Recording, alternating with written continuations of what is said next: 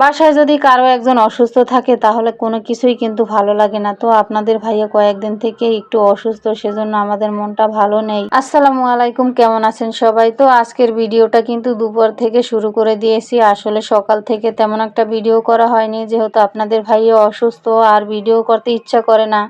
তারপর হালকা পাতলা ভিডিও করতে হয়, যেহেতু আমার পেজ আছে, পেজে যেহেতু ভিডিও দিতেই হবে, মাঝে মধ্যে তো ভিডিও না দিলেই না। আর ইদানিং তো তেমন একটা বড় ভিডিও দেওয়া হয় না, তারপরে মাঝে মধ্যে যদি বড় ভিডিও না দিই তাহলে আবার পেজেরই সমস্যা, তো সেজন্য মাঝে মধ্যে কষ্ট হলেও ভিডিও দিতে হয়। তো যাই হোক, এই তো আজকে রান্না করব দুই চুলায়। দেখেন গ্যাস কিন্তু খুবই কম, তারপরে দুই চুলায় রান্না করব, যেহেতু আপনাদের ভাইয়া অসুস্থ একটু তাড়াতাড়ি করেই রান্না করব। তো এখানে এই তো এক চুলায় আজকে চিংড়ি মাছ দিয়ে কচু রান্না করব, আর অন্য চুলায় এই তো করলার তরকারি রান্না করব। আর এই করলা কিন্তু আপনাদের ভাইয়া তেমন একটা খায় না, করলা শুধু আমিই খাই। আমি আবার ঝোল, ভর্তা, ভাজি সব কিছুই খেতে পারি করলার। তো এই তো মশলা কষিয়ে নিয়েছি, আর আজকে তো চিংড়ি মাছ নারিকেল বাটা দিয়ে কচুর তরকারি রান্না করব। এইভাবে রান্না করলে কচুর তরকারি খেতে কিন্তু বেশ ভালোই লাগে। তো যাই হোক, সব মশলা দিয়ে কষিয়ে নিয়েছি, এখন এই তো কচু দিয়ে এখন ভালো করে কচুটাও কষিয়ে নিব। আর এই কচুর ভিতরে আমি একটু পানি দিব না, এইভাবেই ঢাকনা দিয়ে ঢেকে ঢেকে তারপরে রান্না করব। আর এই তো একটু ভর্তা করব। তো এইখানে কিন্তু করলার যে বিচিগুলা ছিল সেগুলো আমি ফেলে না দিয়ে তারপরে ভর্তা করব।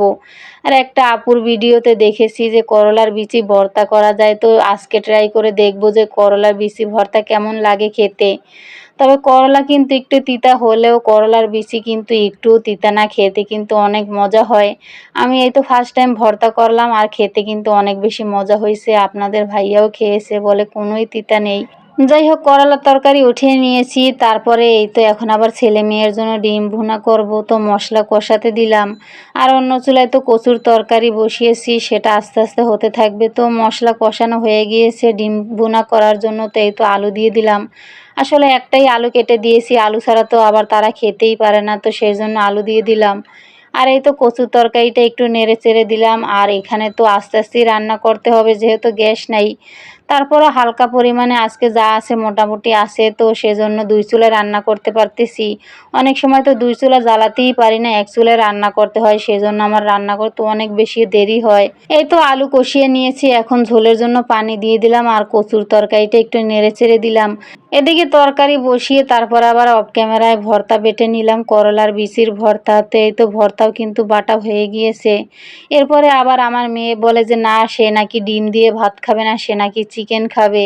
তারপরে আবার কি করব, মেয়ের জন্য এই তো আবার চিকেন রান্না করে দিলাম, আর আপনাদের ভাইয়ার জন্য অল্প পরিমাণে নরম খিচুড়ি রান্না করে দিয়েছি, যেহেতু অসুস্থ মানুষ।